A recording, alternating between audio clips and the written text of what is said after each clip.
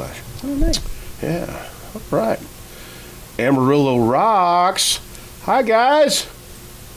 Hi. Been a while. Remember me? Remember him? Hello. Yeah. What a time it's been. I know, it feels like it's been like a year. Yeah. Guys, this is for those uninitiated. This is my man Remy. He is of the band Native Crowds. Just Native Crowds, or no? What was the cow one? Night Cows was Night like Cows. our weird little Yeah. duo that Travis and I would do. Night Cows. Yeah. Yeah. So you've had a pretty interesting year. Yeah, I guess so. It hasn't really dawned on me yet. It's just kind of been going and going. Yeah. So, but yeah, I guess so. You on tour with those guys all summer, just about. Yeah, so technically I am Travis Roberts' tour manager. So I am in charge of like advancing shows with the venue and doing all of the sort of basically babysitting the band when we're on the road. So That's wild. yeah, so I've been doing that. I mean, I've been working with those guys for like a year or two, but it wasn't really till this year that it was really kind of once we started working with Honcho. And What's Honcho? Honcho is it's called Honcho Music Group. It's kind of like artist management. Mm-hmm. Kind of. I don't know. I don't really know how they would describe it, but it's run by Dalton Domino from Lubbock. Yeah, Honcho is run by a guy named Dalton Domino. He's a songwriter. Yeah, so I know who he is. Yeah, Dalton. Yeah, so Dalton oversees. He's got like a roster of artists like Slade Coulter, Parker Ryan, Jacob Stelly, Jordan Nix, lots of country guys, and Travis is on that roster.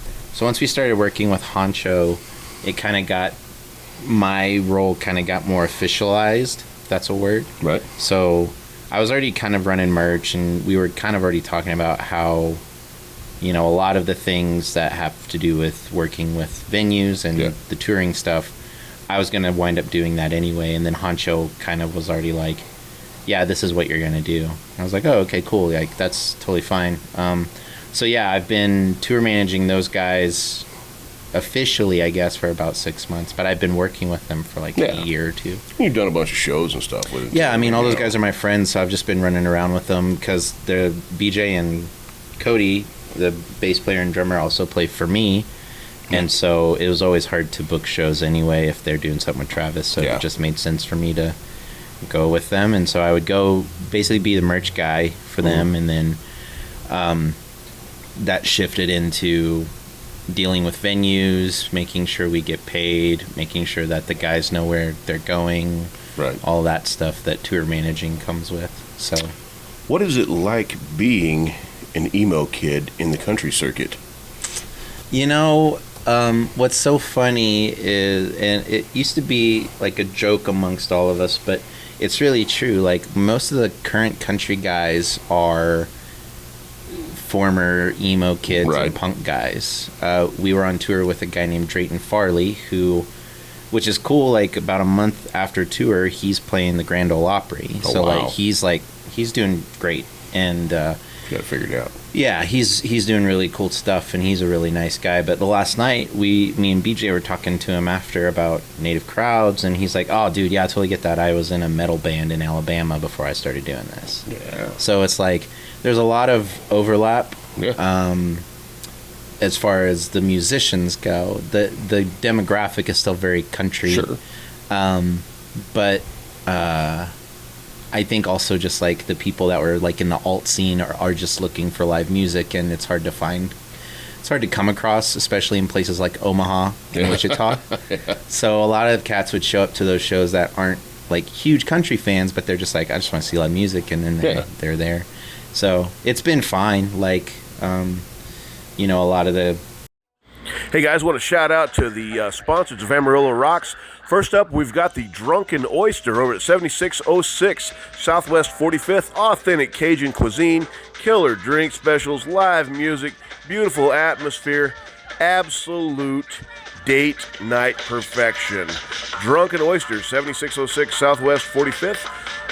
Next up, Savor Tapas Bar, 7669 Hillside. Beautiful, beautiful atmosphere, gorgeous bar, beautiful patio, She does live music 7 days a week. They've got some killer brunch specials. Savor Tapas Bar as 7669 Hillside. And then final up, the Western Horseman Club. Live acoustic music, great steaks, great whiskey. It's been around forever, 2101 I-40 East. A lot of the people we were on tour with, a lot of those guys were like Nashville, like hired gun guys. But Drayton was really cool. Not that the Nashville guys weren't, but like they just kind of were like off doing their own thing. But it's been fine. For me, honestly, it's just like I like being on the road. It is tough now because I've been in this like relationship for a year with someone, and I'm very happy about that, and it's cool, and we're trying to navigate that. So that's been difficult, being on the road, being away from this person that I care about. But on the other side of that, like being on the road surrounded by music and going to venues and all of the stuff that comes with that, even like the sort of gnarly stuff of like, maybe we'll get a shower today, maybe our hotel is like, it's called the Quality Inn, but I don't know if it really is quality. What level of quality are we talking about here? Yeah. On a scale of 1 to 10, this is quality 3. I had a homeless guy walk up to me in our Omaha hotel, which we were just outside of Omaha in Idaho, Iowa, wherever, whichever one, outside of Omaha, and this homeless guy walks up to me. I was just outside smoking, and he's holding one of those electronic massager guns, just a box. Yeah. And he was like, "Hey, do you want to buy this?" And I was like, "Nah, I'm good." He's like, "It's brand new." I was like, "Nah, I'm good. I don't have any cash on me." And he's just like, "All right." And then he walked behind this car wash that we were right next to, and probably tried to sell it to someone at the gas station. So it was electronic massager, huh? Yeah. I was like, "Nah, I don't want your stolen massage gun. I'm good." God knows. Yeah, who knows? Yeah. But other than that, man, yeah, no, and even that, like all that stuff, I really enjoy just the adventure and seeing places like Omaha's a really cool place, and before that we had a few dates before where we were in Denver and Utah.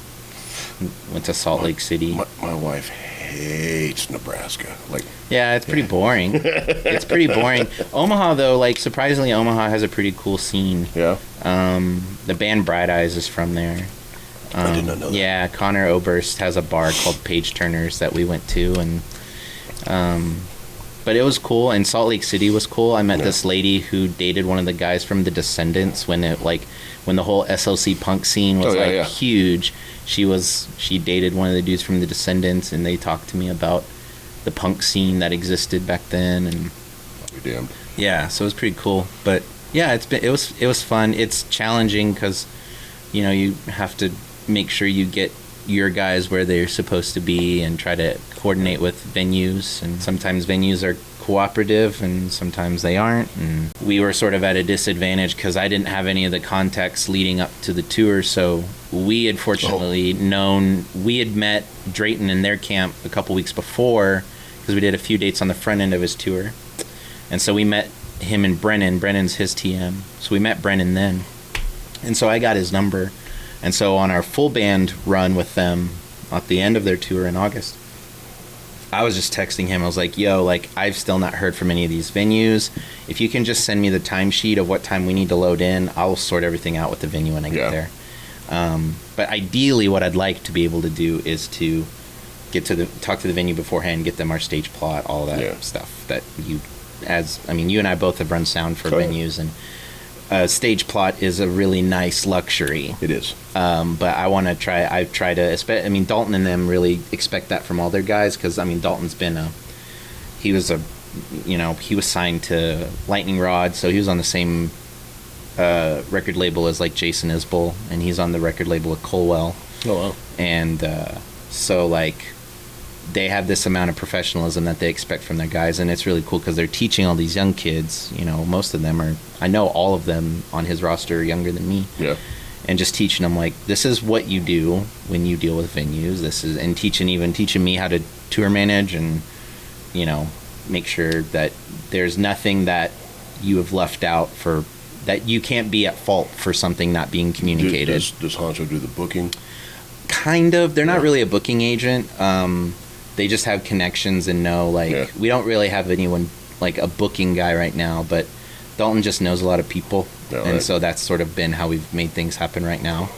So need to get Travis back on the show. I hadn't seen him in a while. It'd be cool. He's got a lot of things to talk about and a lot of things I can't necessarily divulge, but they're pretty cool things. I know how it goes, man. There's things probably getting interesting for him. Yeah. Travis is, if anyone was going to, break through in that scene around here, it would have been him. Yeah. It's been really cool, and it's been cool to witness, and I'm excited for him, and I hope that and I would say this to his face, not just on this, like, I mean, if he watches this, I would tell this to him in person, but I'm excited for him, but I hope he's ready. Yeah. Because there's a lot of stuff that's I think can start happening pretty fast, that if you aren't bracing yourself for it, man, it can get overwhelming. And he's really lucky that he's got a lot of guys around him who are seasoned and know a little bit about that stuff and are willing to help. A lot of temptations on the road, man. That too, for sure. That's not. I wasn't even thinking about that particular. Yeah. I'm just talking just business wise, but for sure. Even just like personal lifestyle stuff. Like I mean, getting on the road can be exhausting, and just. You guys going to go out again pretty soon? I don't think so. I think that we have actually Friday. All the Honcho guys, basically, Slade Coulter's like their main guy at Honcho. He's the one who's really been doing a lot of stuff. He puts on this thing every year called the Big Damn Family Jam at Blue Light. So Travis is on that this year. So we'll go down this weekend for that. And then I think after that, he might have like a show at the fair and then recording. They're going to try to finish the record by the end of the year. Cool. So, which is cool. I didn't get to go the last time, but there's talk about me going out with them this time to Tempe to go record because that's where they went. Well, and you mentioned you were in a relationship with, shout out, Michelle. Yes. Super sweet lady. Yes. Beautiful woman. Really, really fucking cool. Mm-hmm. You did way well cooler there. than me. Way cooler than me. Way out of your league, bro. Sorry. No, I'm just fucking with you. It's but true, no, man. She's super cool, man. She's did wonderful. Well there. Yeah. And she's willing to put up with that, man. Yeah. You got your keeper for sure. Yeah. So what's scooping with the crowds?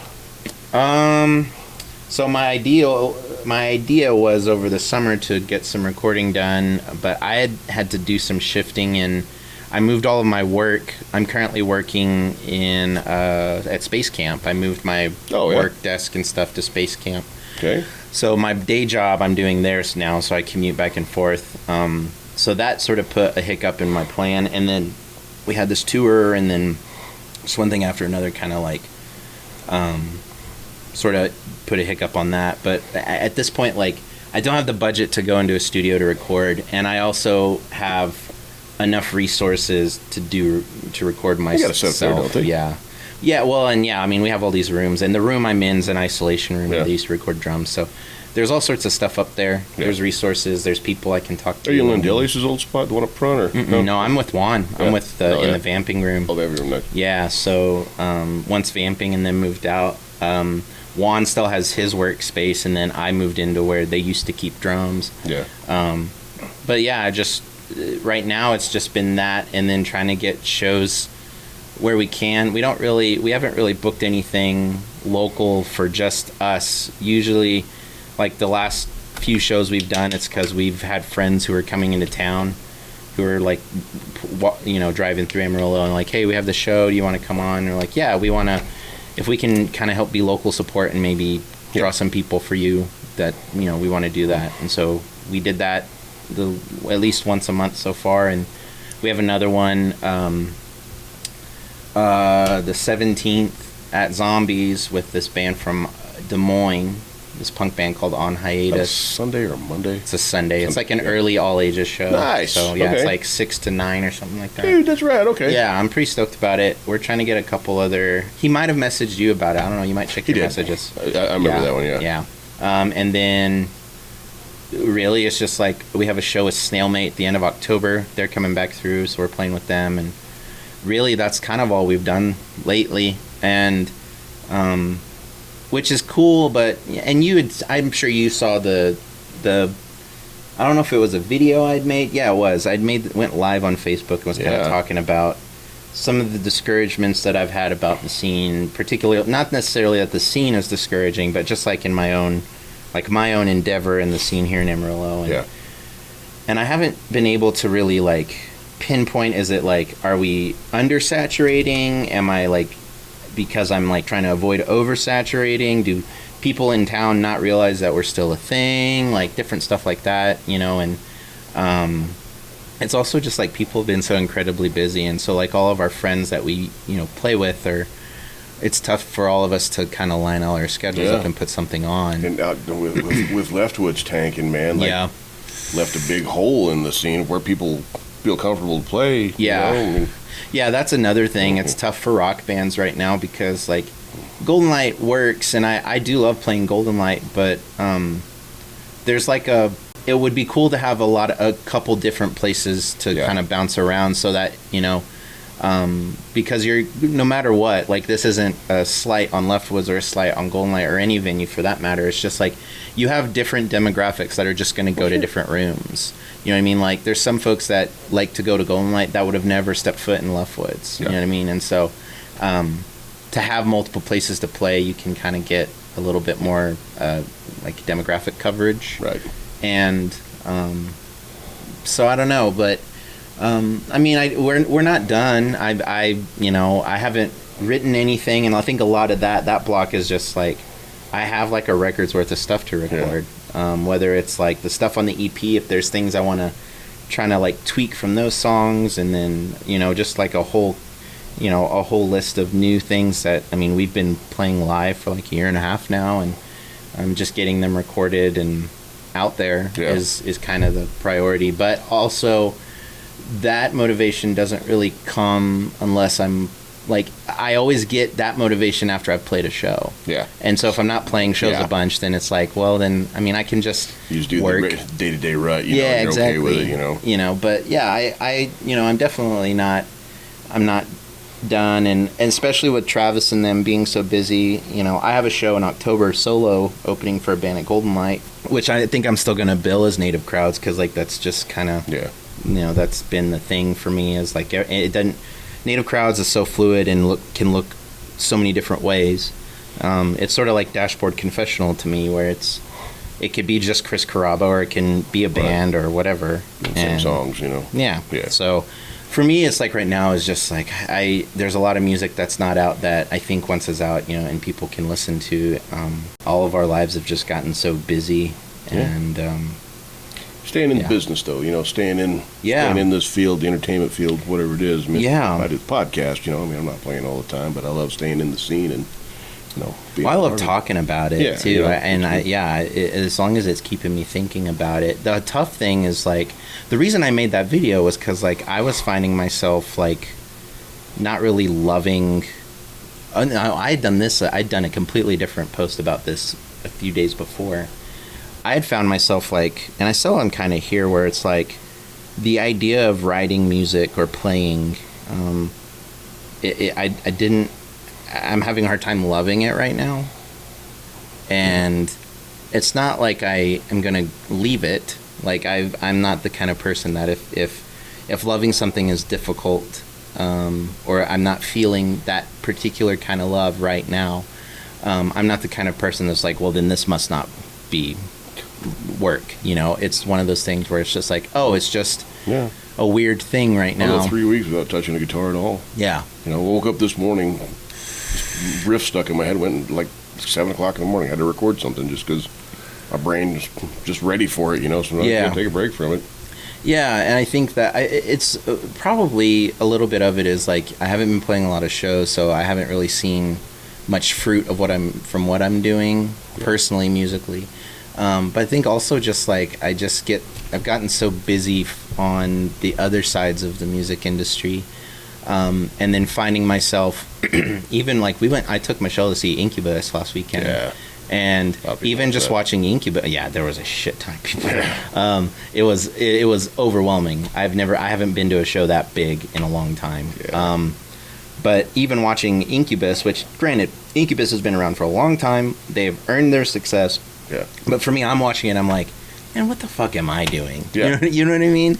And so that's been sort of the weird sort of imposter syndrome that I've been having to try to kind of pull myself back out of. Good word. Yeah. Yeah. So I think about like a lot of my hero bands. Those guys started when they are way younger than I am now.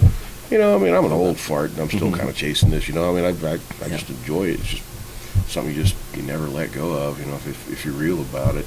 yeah. Even if you're playing covers, I mean, you just love getting out and playing. It's a cathartic thing. Yeah. Who was it that I was listening to that was talking about that? Oh, it was he used to be an old Christian artist. His name was Derek Webb. He was in a band called Caedmon's Call. All that side story though, he's like now completely like not involved in the Christian music realm anymore. He doesn't really even believe anything anymore. But he talked about music with this guy on a show called Make It Perfect. It's like they basically sit around and paint on canvases and talk to each other for like an hour and just talk about like mental health and music and all this stuff. It's really cool. But Derek was talking about that if you can do anything else, you should do it. He was like, but I can't do anything else, and other things that I am good at doing, I gain from doing music. And so there's this sort of thing in us that no matter how much we might even be like discouraged to keep playing and picking up a guitar or singing or any of that, for a lot of us, we're sort of willingly held hostage by music, and there's nowhere else we'd rather go. It's sort of almost like a Stockholm Syndrome kind of thing. Yeah. But it's sort of like I don't mind it. It's frustrating and it can be tiring and discouraging, but you know, there's not much else that I'm capable of doing, and a lot of the things that I can do, I've learned because of this music thing, and so it's one of those things where it's like I even when I don't really love it, I can't really give up on it, you know. I've seen a lot of guys that will they don't find success immediately, and so they think because I'm not selling out shows or not making so much, my God, you know, you think you're getting paid in this, it's ridiculous. That they put a weird metric for the standard of acceptance, what they have to get out of it. Otherwise, they just don't want to mess with it. You know, they'll just dip out. You know, you know, they'll have good material, but it's just not worth the work. Yeah, and I think there's like two camps of those kinds of people. There's like and I say this as endearingly as I can, there's like the old heads that looked at the music industry and saw these people take off, and they're like, I want to do that and make money doing that. And then they grind and don't realize how long it takes to get there, and so they give up. But now there's this like new generation of musicians that have a completely different view of making music and having a music career. That's like, for instance, and this, you know, I think that what they are doing, there's a band called Pennyboard. They're like a pop punk band that's fronted by I can't remember their name, but you know, they started on TikTok. She just started recording songs on TikTok, these pop punk songs, and it took off really fast. And a lot of TikTok musicians, they get traction by posting content, and then are asked by their fans to go on tour, and they aren't necessarily, they sort of jumped the gun. They skipped a bunch of things and went to fan base traction. Well, that's pretty smart though, man. It is smart, but they when they go on tour, their bodies and their minds are not ready for the grind that it takes, even with success. You know what I mean? So then they get anxious if they do like a 5-day run, and they're like, I don't know if I can tour anymore. And it's like, you don't get it. Like, this is, if you want to maintain this audience, they want to see you in person, no matter how much digital content you make. They're still, especially in like rock music, pop music, you know, like, people still really value live shows and want to go to that. And if you aren't, you know, it's the same with like content creators on YouTube who are sort of placed in the same sort of category as like movie stars, where they aren't they aren't ready to face celebrity and what it's like to be a celebrity. They aren't ready to deal with that, but they are already there, and there's no one teaching those people how to navigate all of the other things that it takes to be in the spotlight. And so then you have a bunch of people who are making really cool content who then quit as well because but for a completely different reason.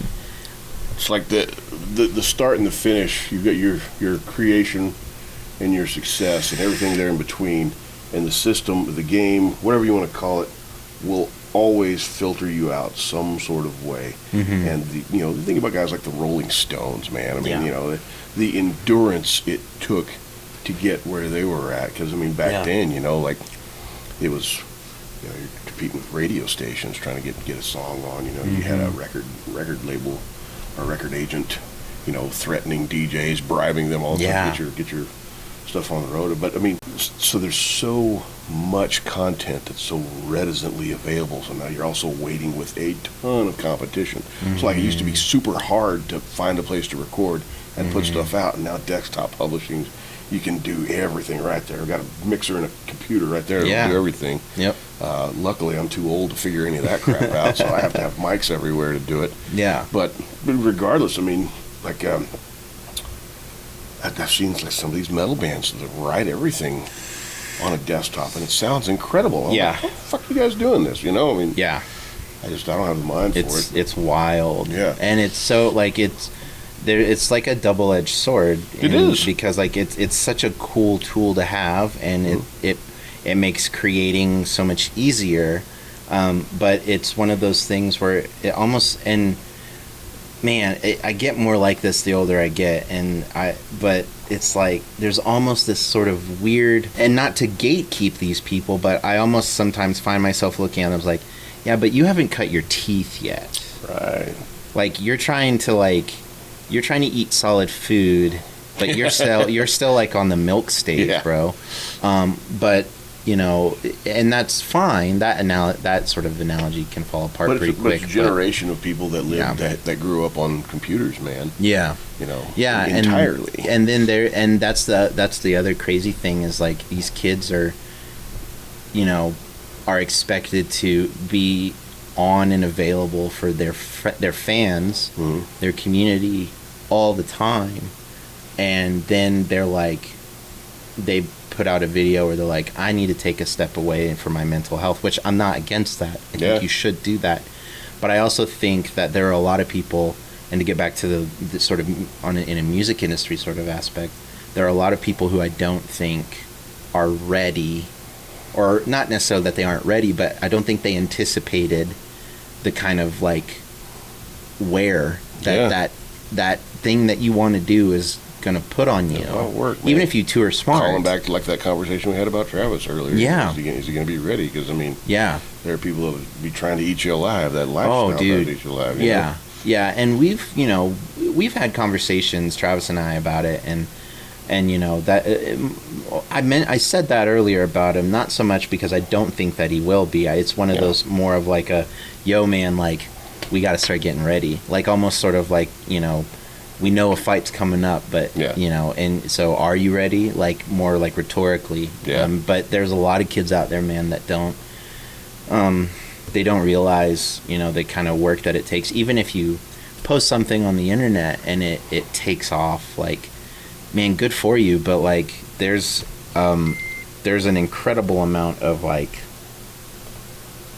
grind that you have to endure in order to maintain that, or else you're just a flash in the pan, I think about that Oliver Anthony kid.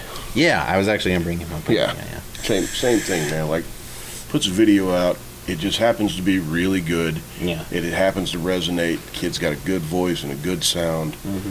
And just that snowball effect on YouTube, I mean, it got in front of so many eyes so fast and politicized super quickly. It became something that he did not anticipate, World of, like you said, man, I mean, there's a lot in that business. Yeah. Reportedly, he's turned down a lot of money. I'm like, I don't know, man, I mean, I don't know the real story, so I can't say. I just know, in that part of the world, in those coal mine communities, a lot of money is hard to come by, and to turn that down is a feat of human stoicism, to compete against that. And he talks a lot about his mental health as well. I'm gonna watch that. I'm gonna watch that Rogan interview with him.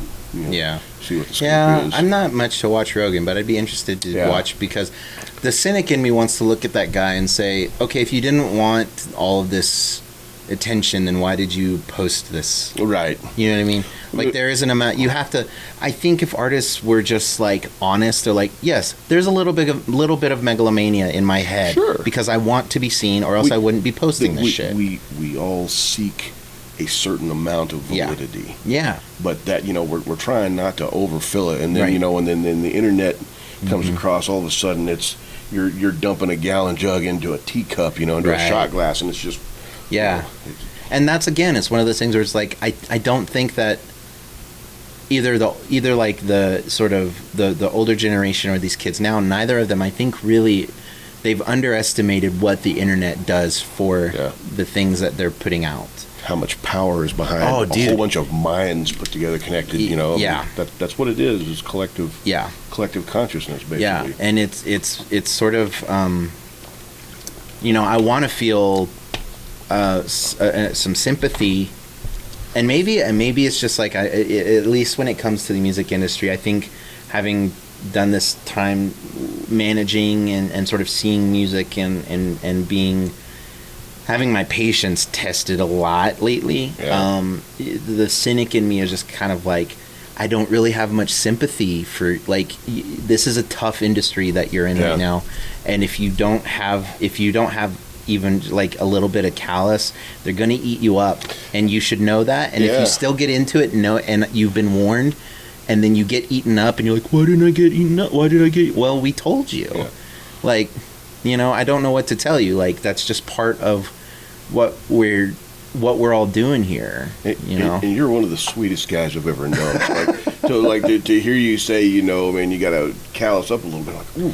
Yeah, Remy said that. Yeah, but and there's like that's not to say that there's not room for kindness in this industry, but at the same time, it's like, if you're just, if you're a tourist here, like, cool, get your pictures, but then realize, like, either you're gonna keep moving with us or you're gonna get left behind or eaten. Right. You know what I mean? Like, that just is what happens, and I don't know, man. It's like. And maybe it's just sort of like the year I've had. I've been, in my own personal life, incredibly happy. So I've got to find somewhere to point that sort of, kind of feelings. I remember some of the shows you've done. Like, it's really hard to be sad and emo when life's going great. Yeah. Yeah. It's like a comedian. You don't want a comedian that's happy. Right. That's not going to be funny. Yeah. But and I guess, like.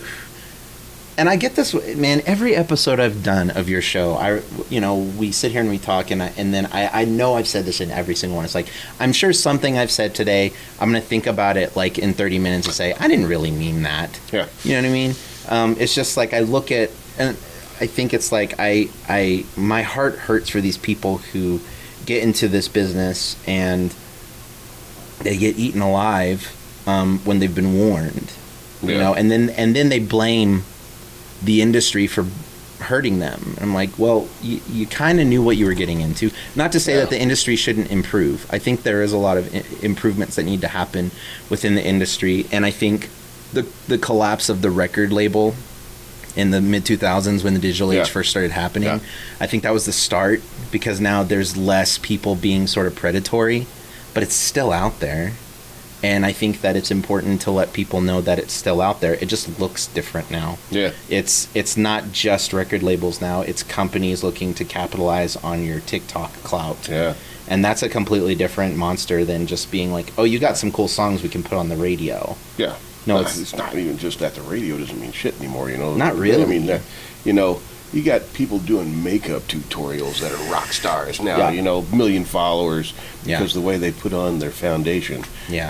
Like I've watched Cat watch some of these videos. I'm like, what? Like, seriously, this interesting shit? Yeah, I mean, and then you look down, there's 78 million views. Like, what the fuck, man? I mean, this. Yeah. But what a time to be alive. I say it all the time, but I mean, it's crazy, and how much content we absorb. Man, I got YouTube on constantly. Same. Always watching that shit. Yep. I don't even watch TV shows hardly at all anymore. No. I'm just trying to keep up with the world. Well, and it's just like it's also that these content, basically, I mean, truthfully, that's what YouTube is now, is just a content aggregator. They now, because they're so reliant on algorithms, it's like once the algorithm has learned what you like, then now you're insulated to just that. Yeah. And there's not a space to explore and branch out unless you really, really look for it.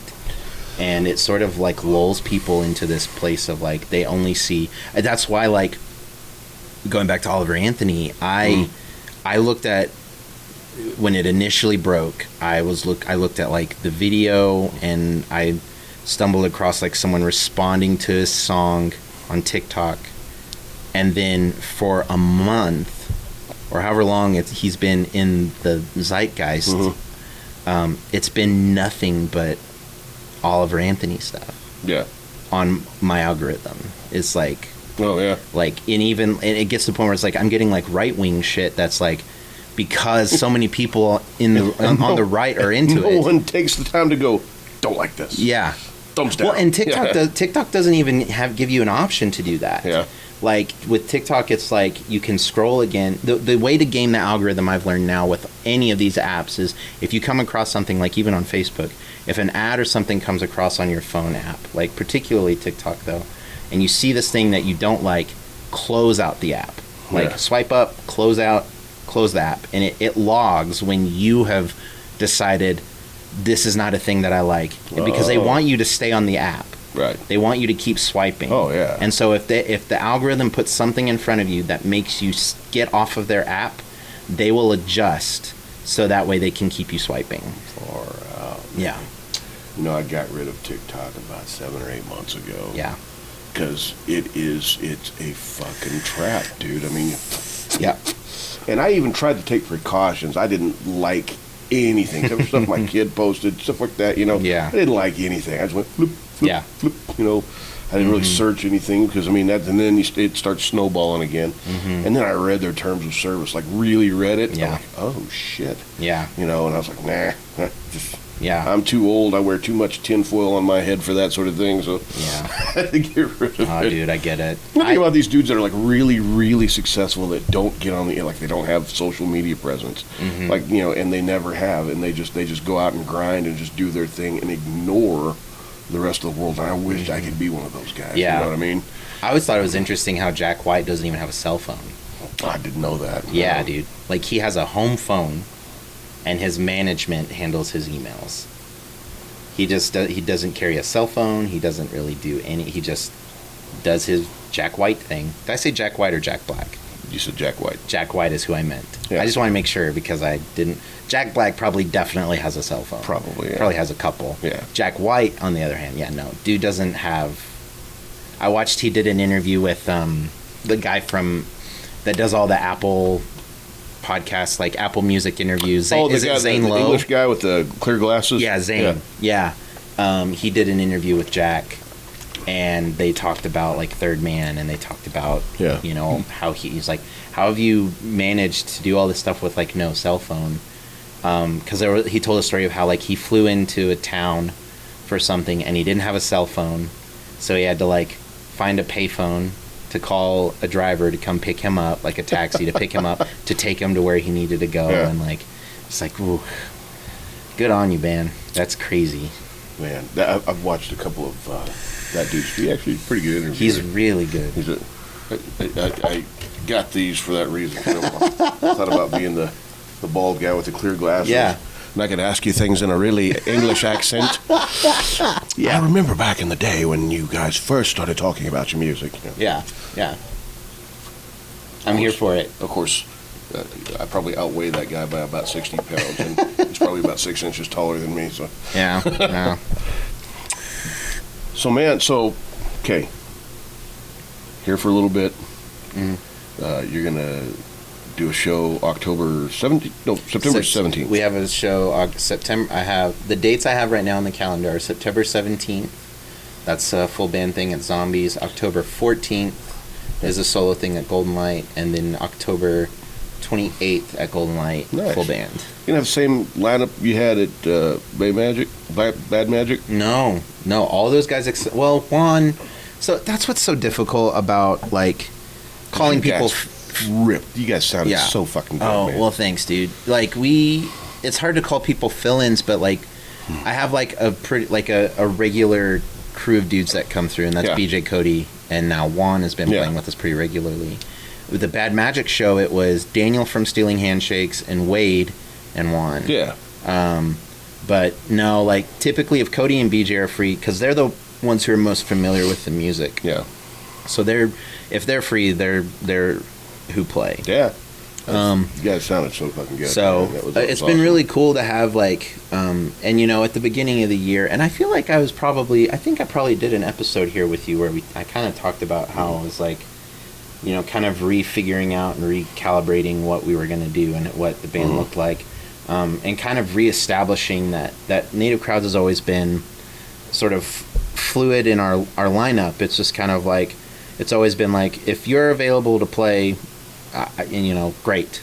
And if you're not, we can find someone else. But, because at the end of the day, like everything is conceptualized by me, and then I give it to guys to learn. Loud Mouth was like that. We were like a revolving door. Yeah, that's another way of putting it for sure. And so, we've had a show. Colin came back and played for us at 806 a month ago. Yeah. And we've had a couple different people fill in. That New Year's show was really cool. We did a New Year's show last year, and I split the set up into 3 parts, and we had Josiah and Austin Hanna and and Travis.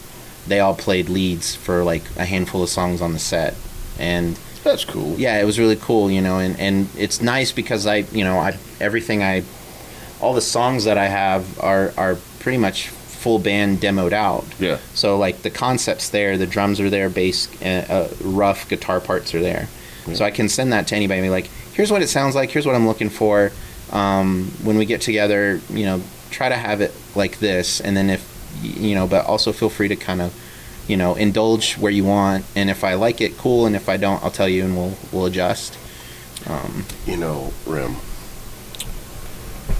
Seriously here.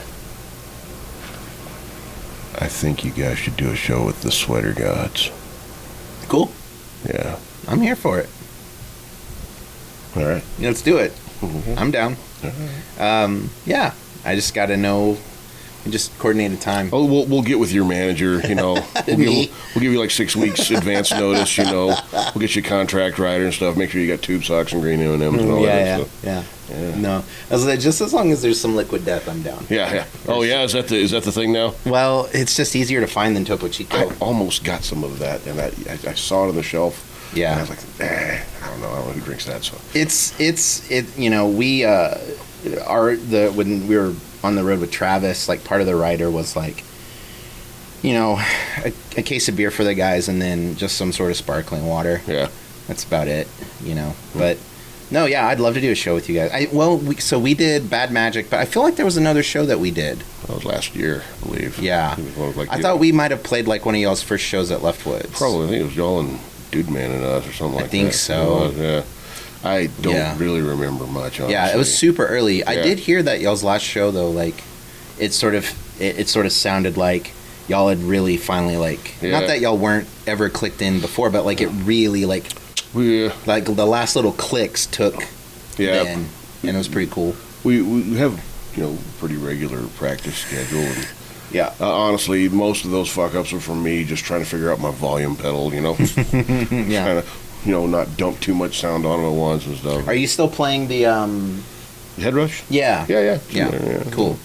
I'm about to. So we're you see everything's mic'd up in here. We're going to we're going to be recording both bands in here. You know, I wouldn't mind, you know, tracking some other bands that come in if you want to come down and track some stuff. I might, you know what? I might, like, once I get all the scratches done, I might come do drums here. Yeah, we got killer set up. Yeah. Drums sound good. So. Yeah. Yeah, I'll just have to see. I mean, like, honestly, man, at this point right now, it's like, I just have to. And what's so funny is all my gears at Space Camp is just like all my gear is in Travis's room, and I'm like across the hall. So it's just like I need to go get all of that, set it up in my room, and mic it, and then just record. You know, the machine that I have to work on is like it's one of those Mac Minis with the M1 in it. Yeah, it runs phenomenally, too. Yeah, dude. Man, I love it. Dude, I love the so M1. Good. Yeah. So like. Do the recording for my guitars and like scratch vocals, and then I'll probably, truthfully, like I would like to be able to do what I originally set out to do when I started Crowds was I wanted to be able to say that I recorded everything. Yeah. And so, you know, those first, and you can even go back and listen to on the EP, Find Yourself in Daylight Savings are both. I play everything on that on those tracks. Drums and everything? Drums and everything. Nice. The only issue was, like, the only drums that I had were, like, this electric drum kit. So I didn't have, like, a good mix of the drums, but I did play everything on them. Yeah. And so, and the original recording of Live Emission that is now lost, Really? I also did that. But, you know, we just didn't have the time to record those with Harvey. So when we recorded Live Omission and Limerence, we did that in the studio with Harvey and BJ and Colin and Chuck played on those. Yeah. But, you know, when I first started this, it was always like, I had just gotten divorced. I was like trying to process a bunch of stuff, and I was like, you know what, I'm tired of like playing in bands where like, you know, I'm just a guitar player and I'm trying to contribute, but maybe I kept running into, and it's not any of their fault, it's just like, it was just clearly like creative differences. It was like, I kept running into these roadblocks of like, they weren't taking my ideas, they really kind of had their own preconceived idea of what they wanted to do, they just wanted me to play.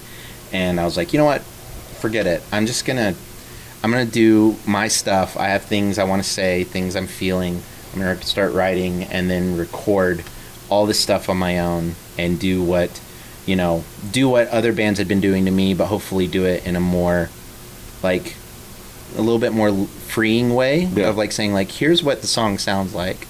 And I'm not I am picky about certain things, but, you know, ultimately I want you to be able to feel like you can own this when you're playing it, you know?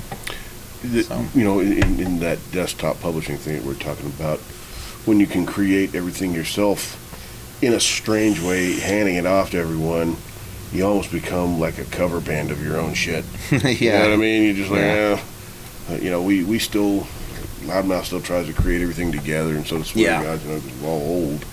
Yeah. And I don't know, it sure would be nice, though. Yeah. Here, Parlo, just play this. Yeah. Hey, learn this.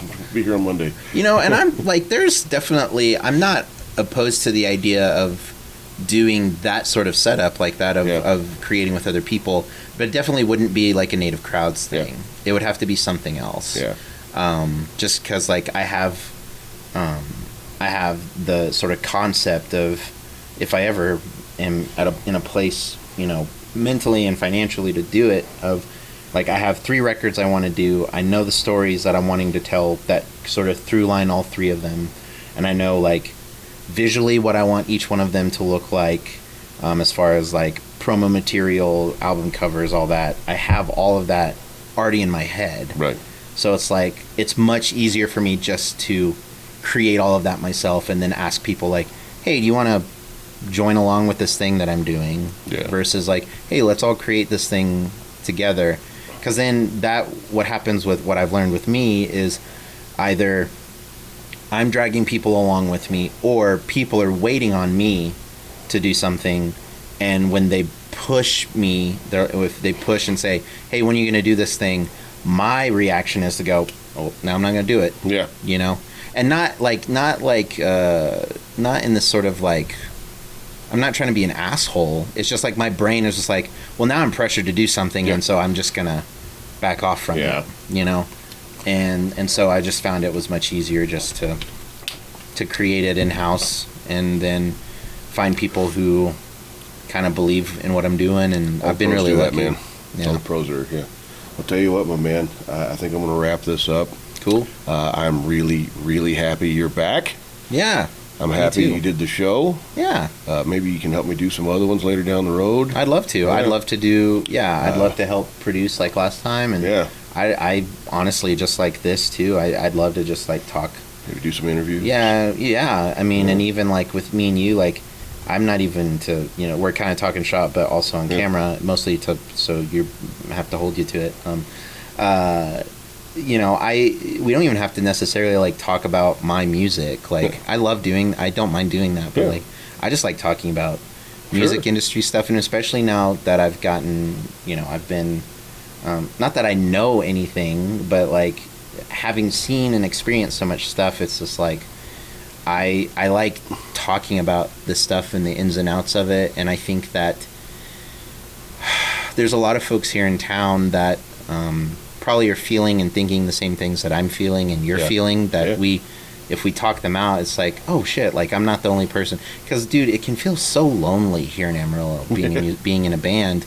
Not to say like, because like for instance, like the Dude Man guys, like those guys are, like brothers to me. I love those guys so much, but like we're just kind of all doing our own thing, and it's not, what's nice is it doesn't feel competitive, but we are also kind of like all trying to like get our thing done, and if we can involve other people, great. And so sometimes it can sort of inadvertently feel isolating. Good scene, man. Everybody lifts each other up in here. You're in this circle of friends. Yeah. There's a few outlanders. There's always going to be, but for the most part, man, we've got a really, it's a network. It is, like you said, like a brotherhood. Well, and those outlanders, it's so funny. Those outlanders tend to also get the most shit from the rest of us. Yeah. You know what I mean? I off camera, I'm curious if you have someone in mind already, but I have a couple in mind already that I'm just like, okay. Amarillo Rocks is open for them. I'll talk to any musician in this town that wants to be on it. Yeah. Except for one. We'll figure that out as we go.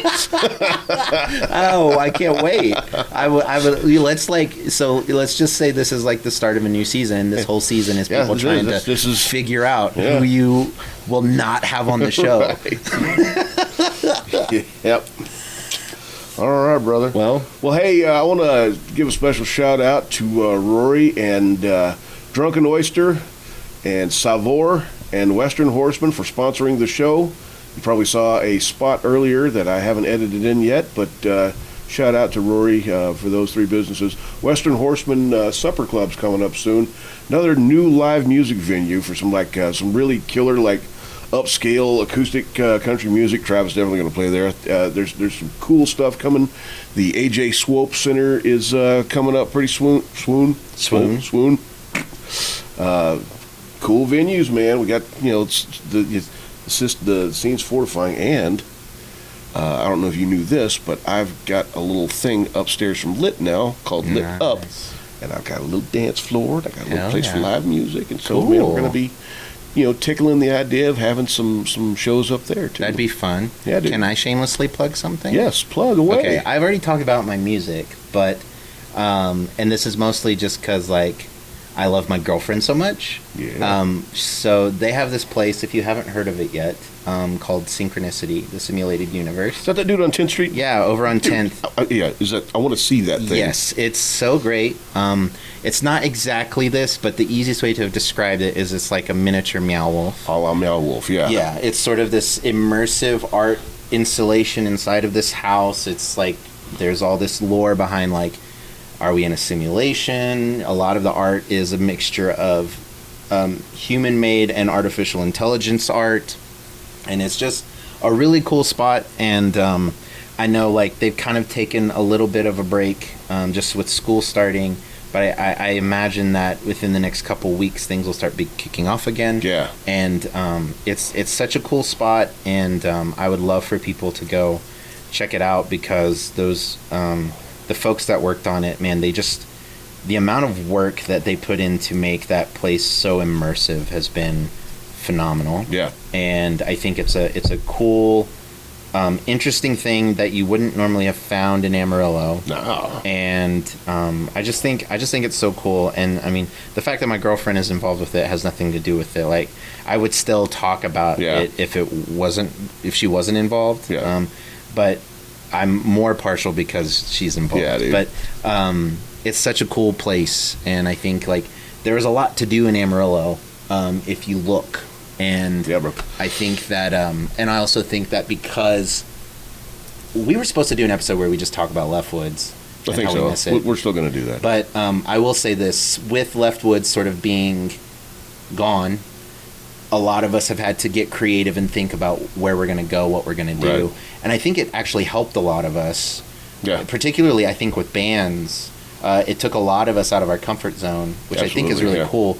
But there's a lot of cool stuff happening, like particularly like the simulated universe. I know that the Pinup Society is also doing a bunch of cool shit in town. Yeah, my wife's involved in that. Yeah, so there's the what is it, the Black Market Tampon Coven that's doing the Elder Goth stuff. Like, there's a bunch of cool Goth things. Prom, there's some cool shit. Yes. Aunt Eeks. Aunt Eeks is amazing. Super awesome. Yes. Always the 806. Yes. You know, Golden Light.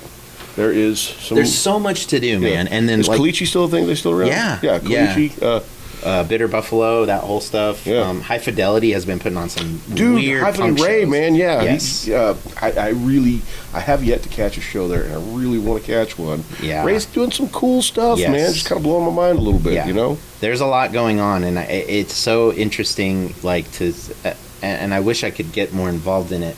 And I think that's also something I'm feeling, is that there's a lot going on. Like, go back to the very beginning of our conversation. Right. There's so much going on that I just haven't been able to be a part of, and I feel like, man, like, am I getting, like, sort of edged out of this place that I didn't want to get edged out of? And it's not because, like, someone's nefarious or trying to get rid of me. It's just, like, I haven't been there. But, dude, there's so much to do. Yeah, you gotta want to be there. Yeah. So, but there's some cool stuff. But primarily, like, my girlfriend's and their art space is really cool. You should go do that first and then go to the other things. Yeah, right on. Yeah. Cool.